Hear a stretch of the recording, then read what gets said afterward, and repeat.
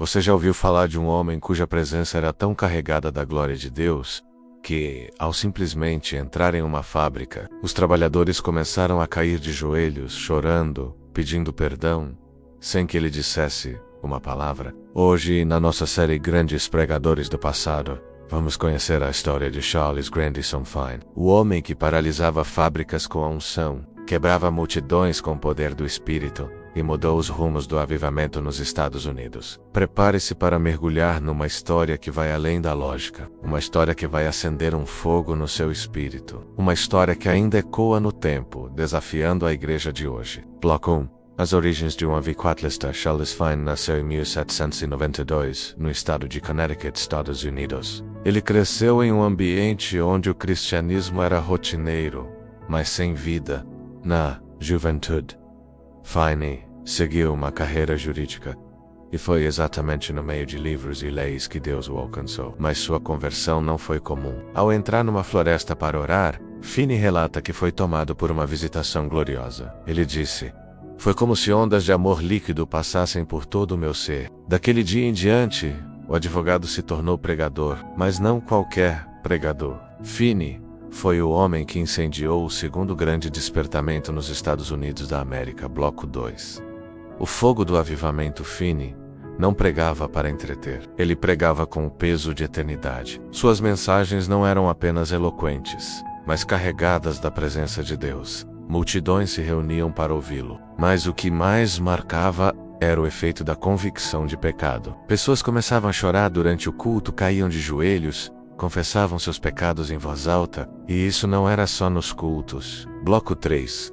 O dia em que uma fábrica parou. O caso mais impactante aconteceu numa fábrica têxtil, em uma cidade chamada Rochester. Fine foi convidado para visitar a cidade. Quando entrou na fábrica, não precisou dizer uma palavra. Um dos trabalhadores o viu, e segundos depois, começou a tremer. Outro caiu de joelhos, outros choravam. Um por um, os funcionários começaram a se prostrar, quebrantados, como se uma tempestade espiritual tivesse varrido o ambiente. O dono da fábrica, profundamente tocado, ordenou: "Desliguem todas as máquinas. Este é um dia de salvação, não de produção." A fábrica virou um altar, e aquele momento marcou o início de um poderoso avivamento na cidade. Bloco 4. O segredo por trás do impacto. Muita gente tenta explicar o fenômeno Fine com técnicas, retórica ou carisma.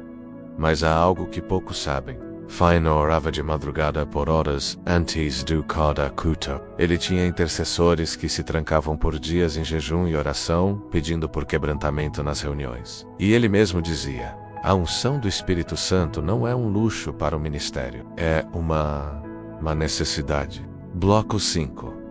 Erros que não podemos cometer. Hoje, muitos tentam copiar os efeitos do avivamento sem carregar o preço do avivamento. Querem que as pessoas caiam, chorem, se emocionem, mas não oram, não se consagram, não pagam o preço no secreto. Fine não era um animador de auditório. Ele era um profeta com lágrimas nos olhos e fogo no coração. E sua maior motivação não era aplauso. Era ver vidas transformadas, cidades convertidas e o céu descendo sobre a terra. Bloco 6. A lição para nós hoje, em tempos onde tanta coisa virou show, performance e vaidade. A história de Charles Fine nos confronta. Onde estão os homens e mulheres cuja presença carrega peso espiritual? Onde estão os pregadores que fazem o inferno tremer sem precisar gritar? A geração de Fine não precisava de luzes coloridas ou palcos modernos. Bastava a presença de Deus, e isso mudava tudo. Bloco 7.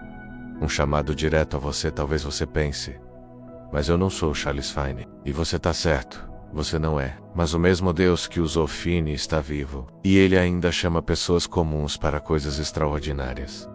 Você pode ser um avivalista na sua casa, sua igreja, no seu trabalho. Tudo começa no secreto. Tudo começa com sede. Você está disposto a pagar o preço? Se essa mensagem queimou no seu coração, compartilhe este vídeo com alguém que precisa se lembrar que o poder de Deus ainda age. Escreva nos comentários: "Senhor, faz de mim um altar vivo." E se você ama histórias como essa, já se inscreve aqui no canal. Estamos só começando a série Grandes Pregadores do Passado. No próximo episódio vamos mergulhar na vida de um missionário que enfrentou canibais, naufrágios e febres tropicais. Tudo por amor ao Evangelho.